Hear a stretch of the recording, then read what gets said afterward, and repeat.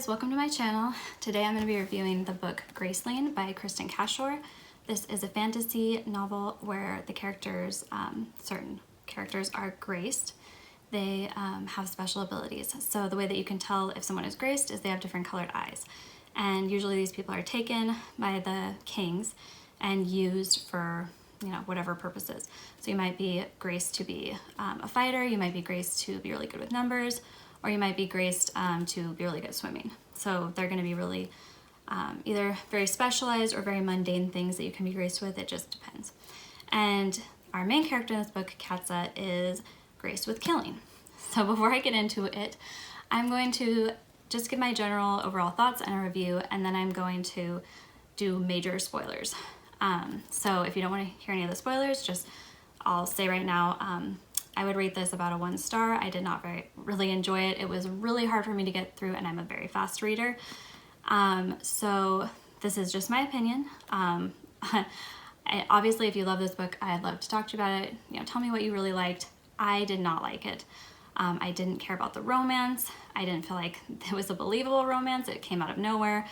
I didn't enjoy Katza's personality. I felt like she was just difficult, and the thing that got me the most was I felt like the author really wanted to write a strong female character, which is great.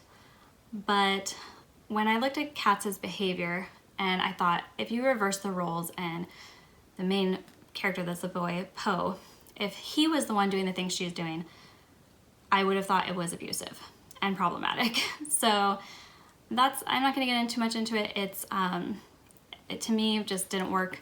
I really wanted to like it, but I thought the idea of the graces was really interesting, and I love the idea of all the different, possibilities. There's a lot there, and I've heard that the other books in the series are better, but I probably won't read them just because I was really put off by this book. Katza is supposed to be, she does have these really strong opinions about things, but they don't feel justified. She doesn't have to give a reason for why she feels, a certain way, and it didn't feel earned. It didn't feel like she, the things that she was, supposedly so strong on, she doesn't ever tell you why. And I just couldn't get into the character. I felt like I was reading the author's thoughts on certain subjects, and that didn't work for me at all. There's a whole point in the book where the main characters, the love interests, are separated, and I didn't care. I was happy. I was like, okay, good, maybe he'll get away from her, because she's a mess. So now I'm going to get into spoilers and tell you why I really didn't like this book. So Katza is graced with killing, and she trains with the main boy character. His name is Poe, and that's fine. Like, obviously they're training, it's good for them. Like, I don't have a problem with them fighting, but he has to tell her at one point, like, you can't fight me when you're angry. To be fair, and to state this up front, Katza has the advantage. She almost never gets hurt. He always walks away hurt. So already, if this was a boy, girl switch, if it was the girl walking away hurt and limping or whatever from their fights, and the guy always had the advantage, how would you feel? I didn't like that, and I also didn't like that he seemed to have to, explain that to her. Also, the whole thing with Katza's abilities, she has a lot of rage and a lot of control issues, and I don't feel like that got dealt with in a really good way. At one point, she hits the main love interest. She just gets very angry and can't control herself and hits him. And for that to develop later on down the road to be a romantic relationship, it didn't seem right to me. It seemed like very problematic. And it's not really dealt with. She basically tells him, straight up, like, well, I hit you, but I thought you would fight back. And I was like, what?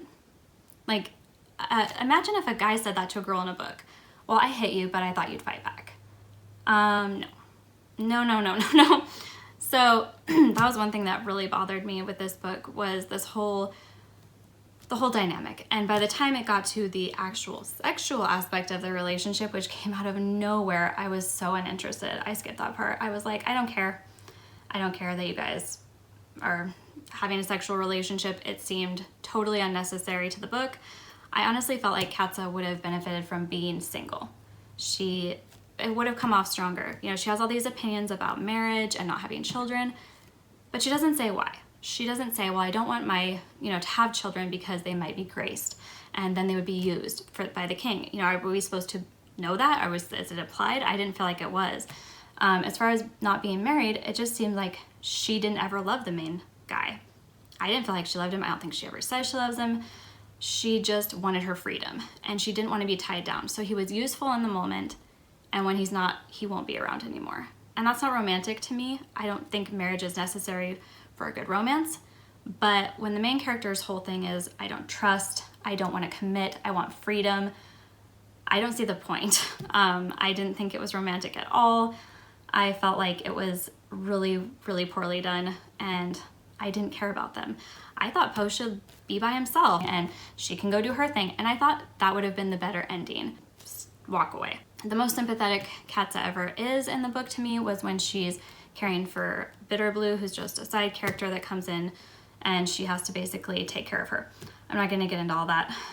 She's the daughter of the main villain, and the main villain gets taken care of real quick, which was a shame because he had a very interesting grace that he could have been very, very creepy, scary. He basically has a form of mind control. He can suggest things and you believe it. So it would have been really interesting to see that character, but he gets killed real quick.